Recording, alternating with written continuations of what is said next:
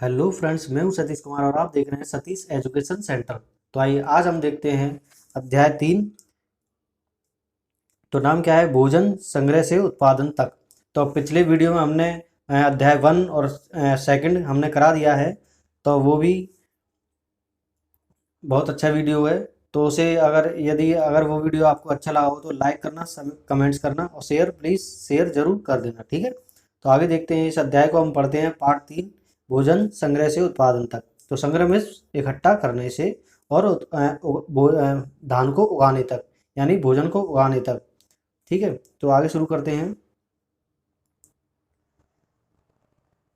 क्या है पहला पॉइंट हमारा? क्या है? विभिन्न प्रकार के भोजन। आज हमें अपने भोजन का अधिकांश हिस्सा उगाई गई फसलों और पाले गए पशुओं से मिलता है। तो पाले गए पशुओं से कैसे? उगाई गई फसलें तो सही है, पाले गए पशुओं से कैसे? क्योंकि पाले गए पशुओं से हमें दूध मिलता है, दही मिलता है, छाछ मिलता है, और उन्हीं पशुओं को हम खेती बाड़ी में भी यूज करते हैं। हल चलाना और उनके जो खेत से चारा निकलता है वो हम पशुओं को खिलाते हैं। पशु खाता है तो उससे हमें दूध मिलता है, ठीक है। इसी तरीके से तो भिन्न भिन्न फसलों को उगाने के लिए भिन्न भिन्न जलवायु की आवश्यकता पड़ती है। यानी अलग अलग फसलों को उगाने के लिए अलग अलग जलवायु की आवश्यकता पड़ती है। हर मौसम की अलग अलग ज़रूरतें होती हैं। जैसे धान की खेती के लिए गेहूं या जौ की तुलना में ज़्यादा पानी की आवश्यकता पड़ती है, यानी चावल की खेती के लिए अन्य गेहूं जौ की तुलना में ज़्यादा पानी की आवश्यकता पड़ती है। इसलिए हम देखते हैं कि किसान विशेष फसल विशेष क्षेत्रों में ही उगाते हैं। यानी हर जगह हर फसल नहीं उगती है, इसलिए कुछ फसलें जो हैं विशेष क्षेत्रों में ही उगती हैं, ठीक है। तो यही नहीं, पशुओं को भी अपने अनुकूल वातावरण की आवश्यकता होती है। जैसे हमें अनुकूल वातावरण की आवश्यकता पड़ती है, इसी तरीके से पशुओं को भी वातावरण पसंद नहीं आता है या उनको बीमार पड़ जाते हैं। तो इसीलिए उदाहरण के तौर पर देखते हैं क्या है। हम देखते हैं कि सूखी और पहाड़ी जलवायु में मवेशियों की तुलना में भेड़ या बकरी अधिक सहजतापूर्वक जीवित रह सकते हैं। तो क्या है इसमें बोला है कि सूखी और पहाड़ी जलवायु में मवेशियों की तुलना में भेड़ या बकरी अधिक सहजतापूर्वक रह सकते हैं। यानी ज़्यादातर सूखी और पहाड़ी जगहों पर व्यक्ति लोग नहीं रह सकते ज़्यादा, बल्कि कौन रह सकता है? भेड़ या बकरी अधिक रह सकते हैं अच्छे तरीके से।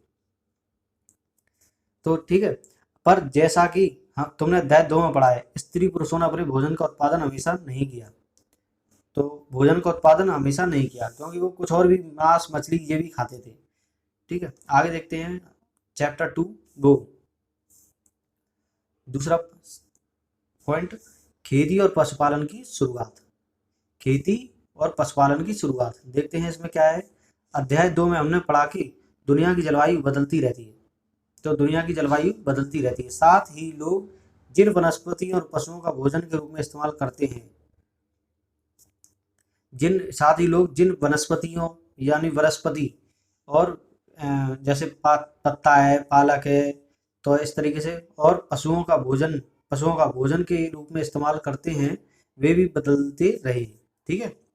लोगों का ध्यान कुछ बातों की ओर गया, जैसे खाने योग्य वनस्पतियाँ कहाँ कहाँ मिल सकती हैं। यानी खाने योग्य वनस्पतियाँ जैसे साग सब्जी है, ये कहाँ कहाँ मिल सकती हैं। बीज कैसे अपनी डंठल से टूट कर गिरते हैं, गिरे बीजों का अंकुरण और उनसे पौधा का निकलना आदि, ठीक है। इसी तरह उन्होंने पौधों की देखभाल करनी शुरू कर दी होगी,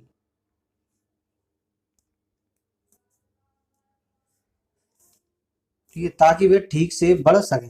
यानी पौधों की रक्षा के लिए वे खुद कैसे पेड़ पौधे उगते हैं, तो उन्होंने ये भी देखा होगा और उनकी रक्षा भी की होगी, तो जिससे कि उनके बीज पक सके। इस प्रकार धीरे धीरे वे कृषक बन गए होंगे। यानी सभी धीरे धीरे चीज सीखे होंगे, तो इस प्रकार वे कृषक बन गए होंगे। तो आगे देखते हैं,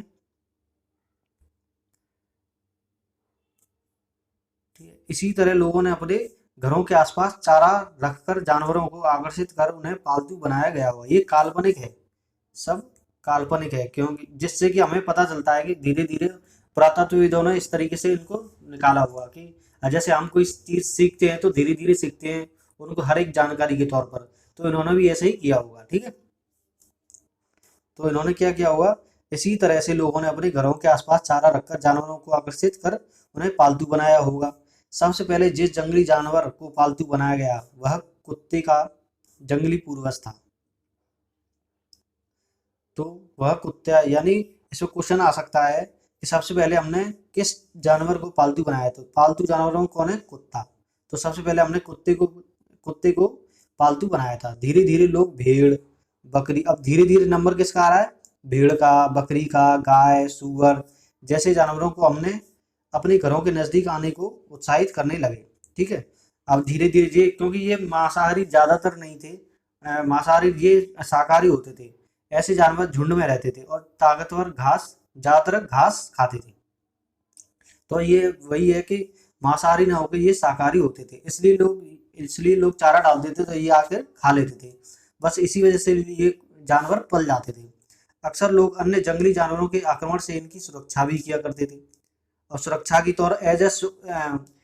के तौर पर भी इनको पाल दिया जाता था। ठीक है, पाल लिया जाता था। इस तरह धीरे धीरे ये पशुपालक बन गए। तो पशुपालक कैसे बने, ये सारा निचोड़ दिया हुआ है कि पशुपालक इस तरीके से बने।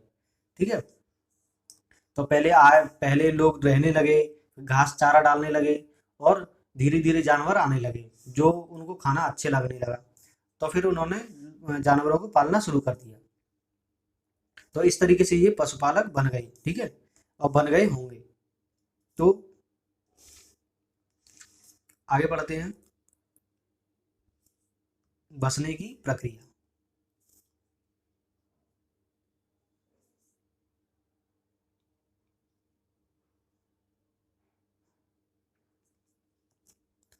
तो बसने की प्रक्रिया मतलब लोग कैसे बसे, किस तरीके से बसे।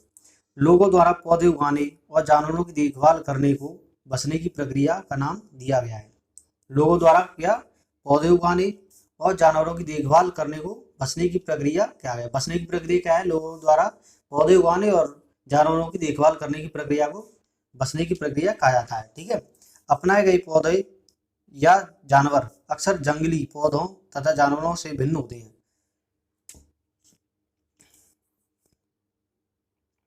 तो जो अपनाए गए पौधे होते हैं या जानवर होते हैं अन्य जानवरों से भिन्न होते हैं, क्योंकि ये जानवर वो जो हम पालते हैं वो जंगली नहीं होते हैं।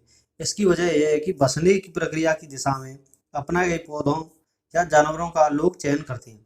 उदाहरण के तौर पर लोग उन्हीं पौधों या जानवरों का चयन करते हैं जिनके बीमार होने की संभावना कम हो। तो उन्हीं पौधों या जानवरों का इस्तेमाल करते हैं या पालते हैं जिनसे कोई खतरा नहीं हो। यही नहीं, लोग उन्हीं पौधों को चुनते हैं जिससे बड़े दाने वाले अनाज पैदा होते हैं। साथ ही उनकी बहुत साथ ही उनकी साथ ही जिनकी मजबूत डंठलें अनाज के पके दानों के भार को संभाल सके। ऐसे पौधों के बीजों को संभाल कर रखा जाता है ताकि फिर से उगाने के लिए उनके गुण सुरक्षित रह सके। ठीक है, आगे देखते हैं।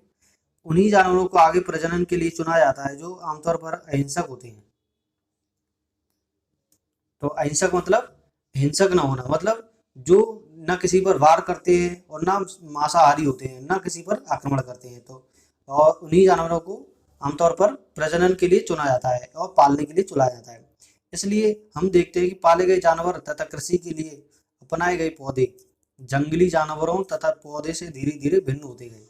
यानी जंगली अलग होते गए और शाकाहारी और मांसाहारी अलग होते गए। मिसाल के तौर पर जंगली जानवरों की तुलना में पालतू जानवरों के दांत और सींग छोटे होते हैं। मतलब जंगली जानवरों के दांत और सींग बहुत लंबे चौड़े होते हैं, और पालतू जानवरों के जो हम पालते हैं उनके दांत और सींग छोटे छोटे होते हैं, जिससे कि वो किसी को आघात नहीं पहुंचाते हैं। ठीक है, आगे बढ़ते हैं। तो बसने की प्रक्रिया पूरी दुनिया में धीरे धीरे चलती रही, और यह करीब 12,000 साल पहले शुरू हुई। वास्तव में आज हम जो भोजन करते हैं वो इसी बसने की प्रक्रियाओं की वजह से है। कृषि के लिए अपनाई गई सबसे प्राचीन फसलों में गेहूं। तो इसमें क्या है, एक क्वेश्चन बन सकता है, कृषि के लिए अपनाई गई सबसे प्राचीन फसलों में गेहूं और तथा जौ आते हैं। तो प्राचीन फसलों में कौन से आते हैं, प्राचीन फसलों में गेहूं और जौ। ठीक है, प्राचीन फसलों में गेहूं और जौ आते हैं। ठीक है, और इसी तरह सबसे पहले उसी तरह सबसे पहले पालतू बनाए गए जानवरों में कुत्ते के बाद भेड़ बकरी आते हैं। तो पालतू में किस कौन आता है? कुत्ते, कुत्ते के बाद भेड़ और बकरी। ठीक है, तो ये याद करने लायक है ये वाली चीज यहाँ से और यहाँ तक। ठीक है, कृषि के लिए अपनाई गई सबसे प्राचीन फसलों में गेहूं और जौ आते हैं। उसी तरह सबसे पहले पालतू बनाए गए जानवरों में कुत्ते, उसके बाद भेड़ बकरी आते हैं। तो आगे देखते हैं।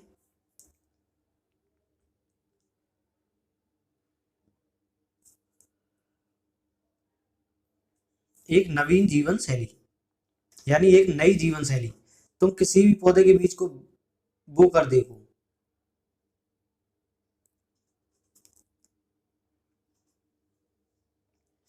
ठीक है, तुम पाओगे कि इसे विकसित होने में कुछ वक्त लगता है, यानी किसी भी बीज को पकने में वक्त लगता है। इसमें कुछ दिन, महीने या फिर साल भी लग सकता है। इसलिए जब लोग पौधे उगाने लगे तो उनकी देखभाल के लिए उन्हें एक ही जगह पर लंबे समय तक रहना पड़ता था।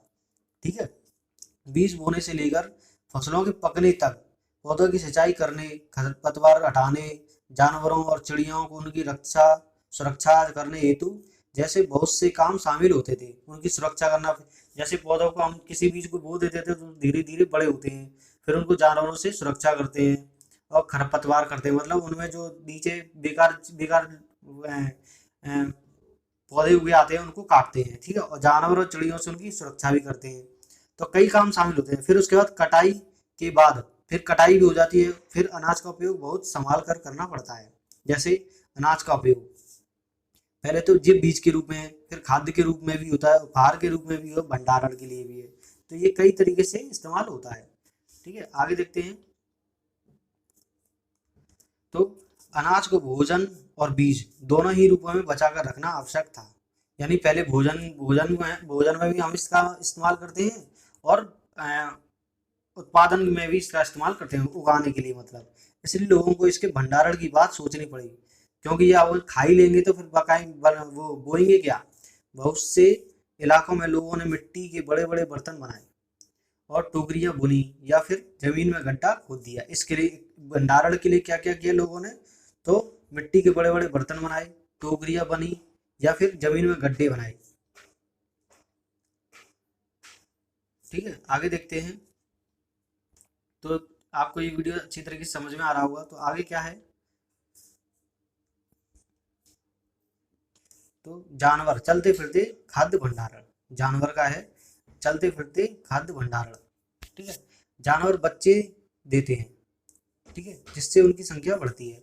अगर जानवरों की देखभाल की जाए तो उनकी संख्या तो बढ़ती है, साथ ही उनसे दूध भी प्राप्त हो सकता है, जो जो भोजन का एक अच्छा स्रोत है। यही नहीं, जानवरों से हमें मांस भी मिलता है। दूसरे शब्दों में पशुपालन भोजन के भंडारण का एक तरीका है। तो हम पशुओं को भी इकट्ठा करते हैं, उनको पालते हैं, तो ये भी एक भंडारण का तरीका है। ठीक है, आगे देखते हैं। तो आरंभिक कृषकों और पशुपालकों के बारे में पता करें। आरंभिक जो शुरुआती कृषक यानी किसान, ठीक है, और पशुपालक जो पशुओं को पालते थे उनके बारे में पता करें। क्या है आगे? तो मानचित्र दो देखो, जो है दो, पृष्ठ संख्या 14। तो क्या तुम्हें कई नीले वर्ग दिख रहे हैं?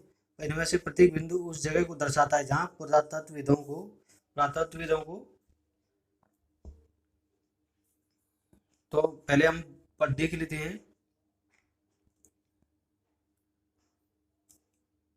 तो पुरातत्वविदों को शुरुआती कृषकों और पशुपालकों के होने के साक्ष्य मिलते हैं। तो हमने पिछले अध्याय में पढ़ लिया था कि शुरुआती कृषक कौन थे और पशुपालक के होने के साक्ष्य कहाँ कहाँ मिलते हैं।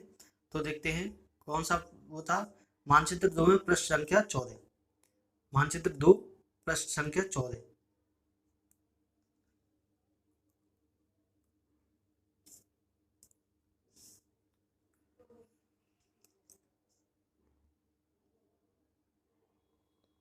मानचित्र 2 कौन सा है?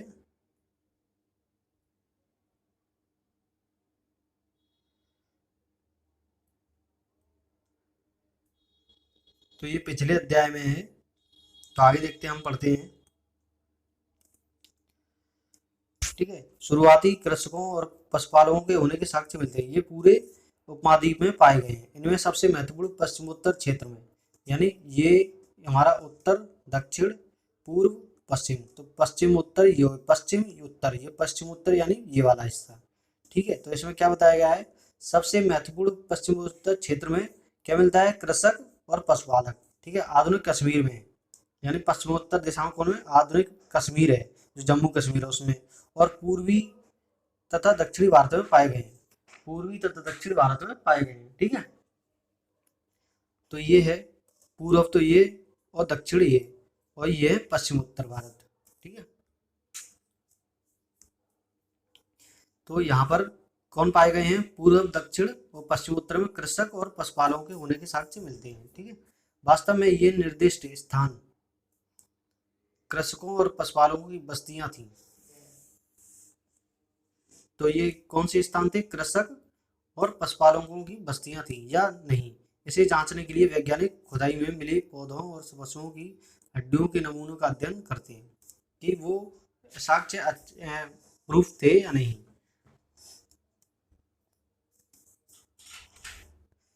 इनमें से सबसे रोचक जले हुए अनाज के दानों के अवशेष हैं, जिससे कि साक्ष्य मिलते हैं। तो इसमें साक्ष्य के तौर पर क्या है, इनमें से सबसे रोचक जले हुए अनाज के दानों के अवशेष हैं।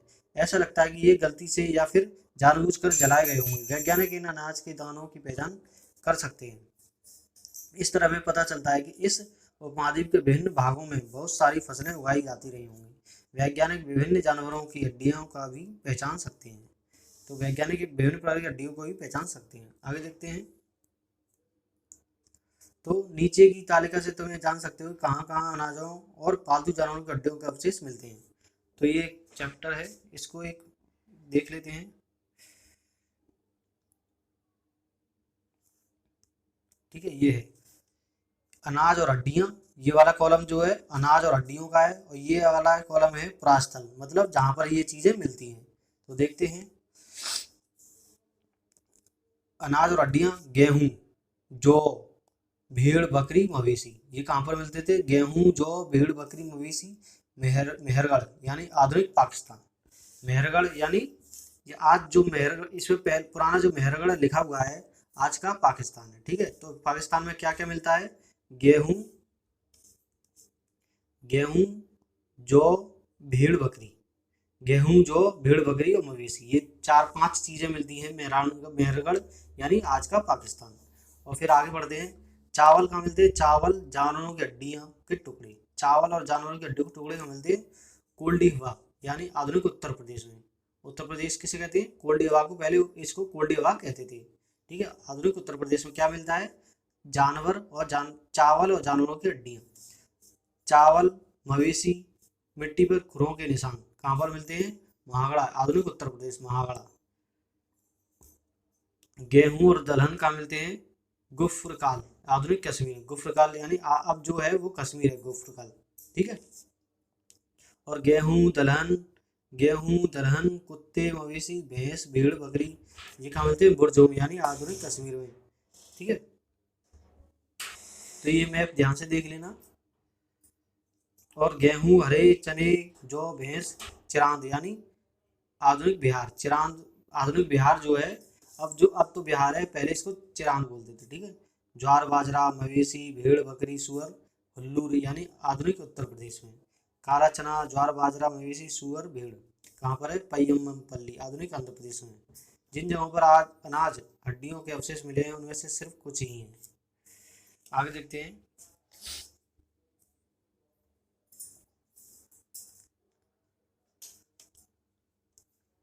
स्थायी जीवन की ओर। ठीक है। पुरातत्वविदों को कुछ पुरास्थलों पर यानी पुराने स्थलों पर झोंपड़ियों और घरों के निशान मिलते हैं पुरातत्वविदों को। ठीक है। जैसे कि बुरजोम, बुरजोम, तो आज का बुरजोम, पहले का बुरजोम आज का कश्मीर है। ठीक है। वर्तमान कश्मीर में लोग गड्ढे के नीचे घर बनाते थे, यानी कश्मीर में लोग गड्ढे के नीचे घर बनाते थे, जिन्हें गर्तवास कहा जाता था। क्या कहा जाता था, गर्तवास। तो गड्ढे के नीचे घर बनाने वालों को क्या बोलते थे, गर्तवास। इनमें उतरने के लिए सीढ़ियां होती थी। गर्तवास में नीचे गड्ढे बना दिए जाते थे जमीन में, और और इनमें सीढ़ियां भी होती थी। इससे उन्हें ठंड के मौसम में सुरक्षा मिलती होगी। पुरातत्वविदों को झोंपड़ियों के अंदर और बाहर दोनों ही स्थानों पर आग जलाने की जगह मिली है। ठीक है, ये काल्पनिक है। तो ऐसा लगता है कि लोग मौसम के अनुसार घर के अंदर या बाहर खाना पकाते होंगे। तो अब देखते हैं आगे क्या है। बहुत सारी जगहों से पत्थर के औजार भी मिले। इनमें से कई ऐसे हैं जो पुरापाषाण युगीन उपकरणों से भिन्न हैं।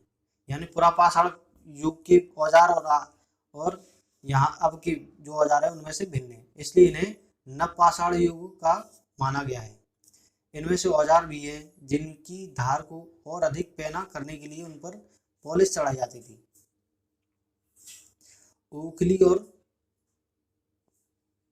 ओखली और मूसल का प्रयोग अनाज तथा वनस्पतियों से प्राप्त अन्य चीजों को पीसने के लिए किया जाता था।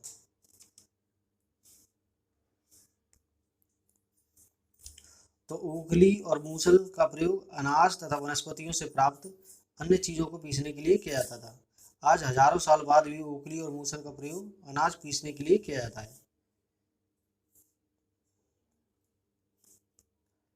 उसी तरह प्राचीन प्रस्तर युगीन यानी पत्थर युगीन औजारों का निर्माण और प्रयोग लगातार होता रहा। कुछ औजार हड्डियों से भी बनाए जाते थे।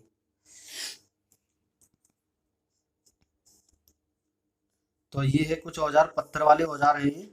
तो ये नुकीले पत्थर वाले औजार हैं, इस तरीके से पहले इस्तेमाल किए जाते थे। एक ये है, एक ये है। तो सभी औजार अब अलग अलग तरीकों के लिए बनाए जाते होंगे, अलग अलग कामों के लिए बनाए जाते होंगे।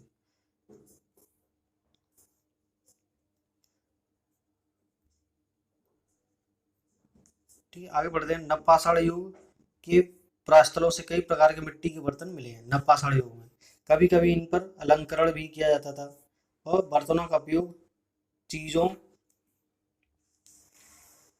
चीजों बर्तनों को रखने के लिए किया जाता था। धीरे धीरे लोग बर्तनों का प्रयोग खाना बनाने के लिए भी करने लगे।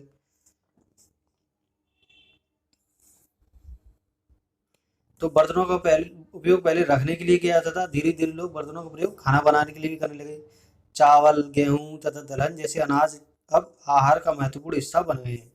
आहार का जैसे सब नॉर्मल है कि चावल, गेहूं, दलहन यानी दालें अब आहार का यानी खाने का महत्वपूर्ण हिस्सा बन गया है। इनके साथ साथ अब लोग कपड़े भी बुनने लगे थे। इसके लिए कपास जैसे आवश्यक पौधे उगाए जा सकते थे।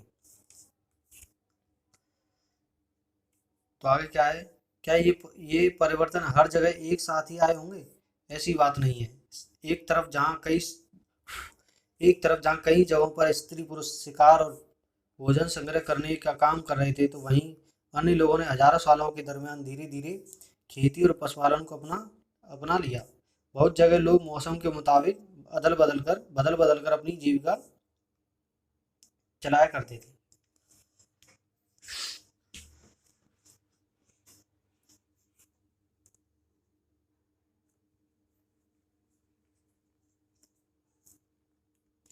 तो आगे पढ़ते हैं, आगे क्या है।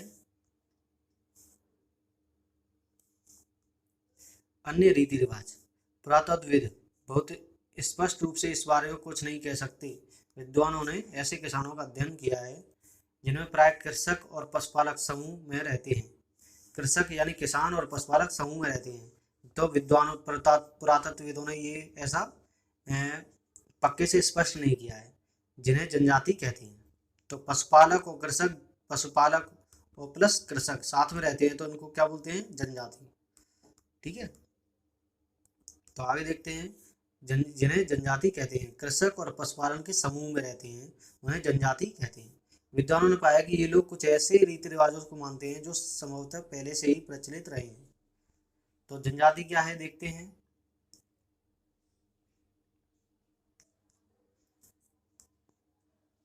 जनजाति प्राय जनजाति के लोग छोटी छोटी बस्तियों में रहते हैं।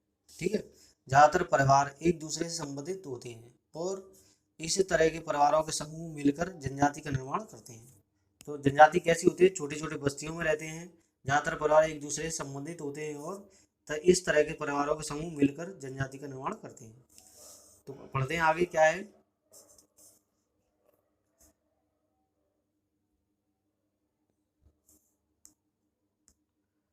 तो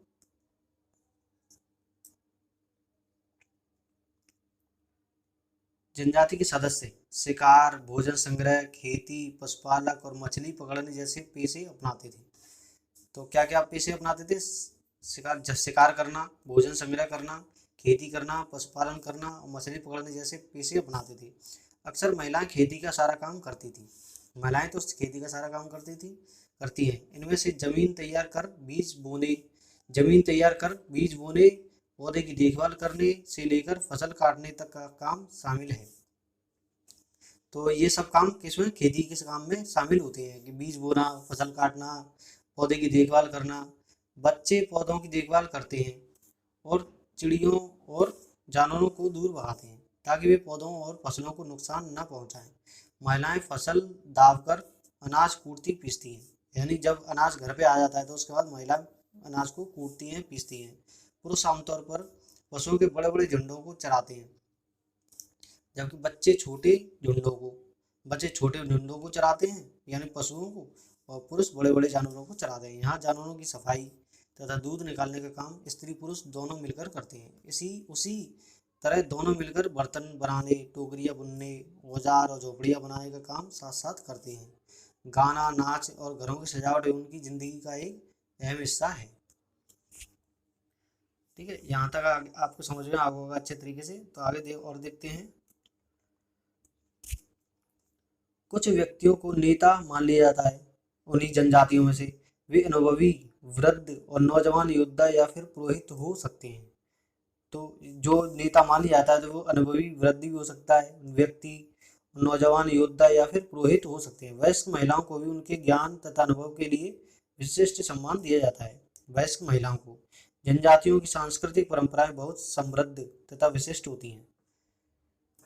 इनमें से उनकी भाषाएं, संगीत, कहानियां तथा चित्रकारी भी शामिल है। उनके अपने देवी देवता होते हैं।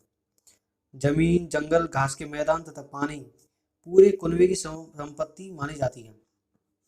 संपत्ति कौन कौन सी? जमीन, जंगल, घास के मैदान तथा पानी पूरे कुनबे की संपत्ति मानी जाती है, जिनका उपयोग सभी एक साथ करते हैं। इनमें गरीब और अमीर के बीच कोई खास अंतर नहीं होता है। इसलिए जनजाति समाज अन्य समाजों से भिन्न होते हैं। इन अन्य समाजों के बारे में तुम आगे पढ़ोगे।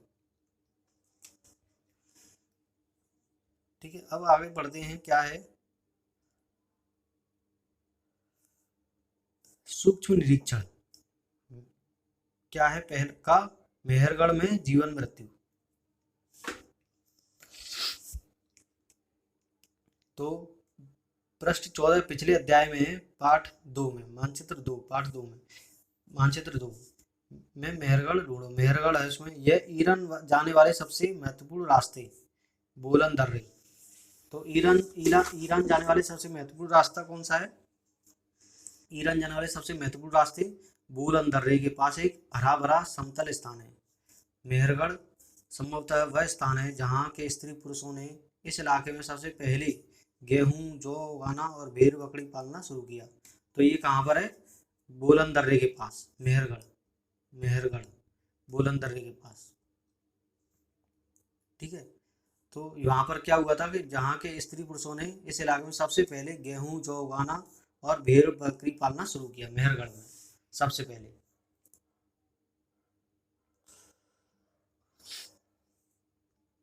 तो यहाँ खुदाई में सबसे पहले के स्तरों से पुरातत्वविदों को विभिन्न प्रकार की जानवरों की हड्डियां मिलती हैं। इनमें हिरन, जिनकी हड्डियां मिलती हैं उनमें हिरन, सूअर जैसे जंगली जानवरों की हड्डियां भी शामिल हैं। उसके बाद के स्तरों से भेड़ और बकरियों की हड्डियां ज़्यादा मिली हैं। तो उसके बाद किसकी ज़्यादा हड्डियां मिली हैं?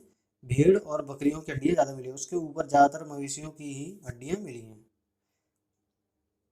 इससे ऐसा लगता है कि ये लोग मवेशियों को पालने लगे थे। ठीक है, आगे बढ़ते हैं। मेहरगढ़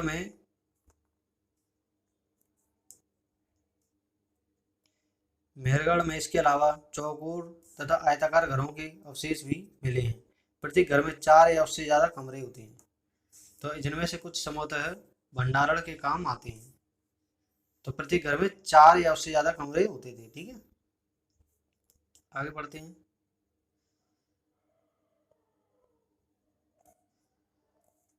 तो पहले और बाद के स्तर, यानी पहले और बाद के स्तर। जब पुरातत्वविद किसी जगह की खुदाई करते हैं तो वे कैसे समझते हैं कि कौन से स्तर पहले के हैं और कौन से बाद के। ये भी सही है कि पुरातत्वविद जब सर्चिंग करते हैं या खुदाई करते हैं तो वे कैसे समझते हैं कि कौन सा स्तर पहले का है, कौन सा स्तर बाद का है। तो इस चित्र को देखो, देखते हैं कौन सा चित्र है, आगे देखते हैं। ये रहा हमारा चित्र, ठीक है, पहला, दूसरा, तीसरा, चौथा। तो आमतौर पर लोग जहाँ रहते हैं, घर टूटने पर द्वारा वहीं घर बना लेते हैं, ठीक है। टूटे फूटे सामान और कूड़ा करकट भी घरों के आसपास जमा होते रहते हैं। इन कारणों से बस्ती की जमीन धीरे धीरे ऊंची होती रहती है और फिर सैकड़ों सालों के बाद वहाँ एक टीला बन जाता है। इसलिए जब टीले की खुदाई की जाती है तो उनका सबसे निचला स्तर सबसे पुराना होता है और उसके बाद के स्तर बाद के युगों के होते हैं। यही ऊपरी तथा निचली तहें आमतौर पर स्तरों के रूप में जानी जाती हैं,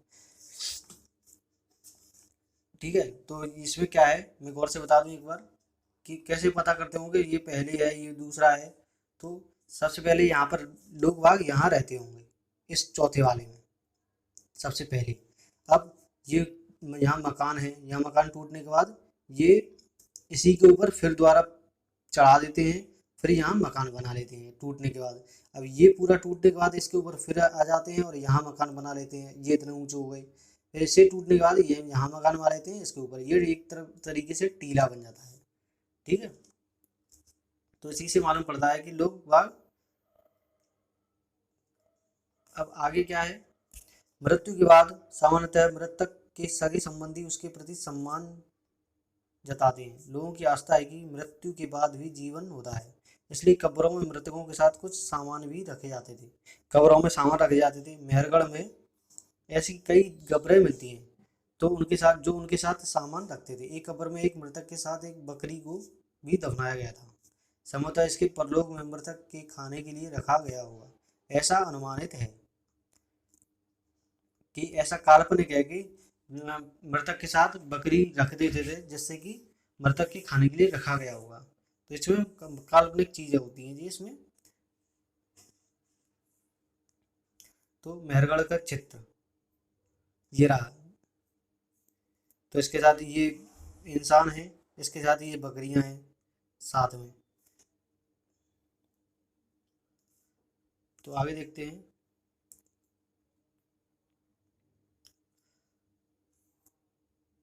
दाऊदली हेडिंग,